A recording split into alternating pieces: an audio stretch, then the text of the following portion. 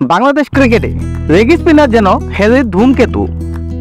দেশের ক্রিকেটে এখনো পর্যন্ত কোনো রিস্ট স্পিনার জাতীয় দলে লম্বা সময় খেলতে পারেননি। এমনকি ঘরোয়া ক্রিকেটেও লেগ স্পিনার খুব একটা দেখা যায় না। একজন লেগ স্পিনারের খোঁজেই রিশাদ হোসেনের ওপর বিনিয়োগ করছে বাংলাদেশ ক্রিকেট বোর্ড।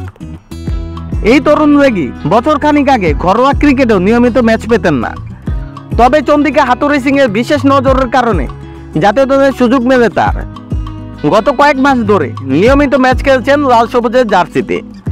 এই সময়ে তার পারফরমেন্স আহামরি না হলেও দলে নিয়মিত সুযোগ দিচ্ছে টিম ম্যানেজমেন্ট। এতদিন তার উপর যে আস্থা রেখেছে টিম ম্যানেজমেন্ট, সেটারও প্রতিদান দিতে শুরু করেছেন রিশাদ। শ্রীলঙ্কার বিপক্ষে গত ম্যাচে দুর্দান্ত ছিলেন এই লেগি।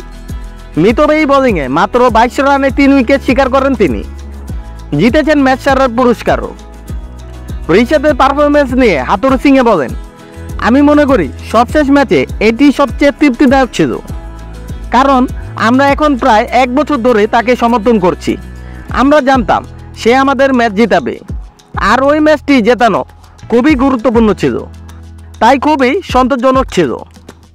বাংলাদেশের ক্রিকেটে লেগ স্পিনারদের সংকট নিয়ে হাতুড়ি সিংয়ে বলেন, আপনারা সবাই জানেন আমাদের জন্য দলে লেগ স্পিনার নেওয়াটা কিছুটা চ্যালেঞ্জের। আমি কাউকে দোষ দিচ্ছি না, এটাই মূলত আমাদের সংস্কৃতি।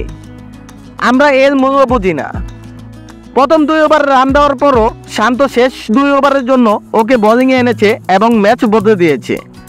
শান্তকে তাই কৃতিত্ব দিতেই হবে। তো আমার মতে আমরা এখন দল হিসেবে লেগ স্পিনের মূল্যটা বুঝতে পারছি। দলের ভেতরেও আমরা তাকে সমর্থন করছি।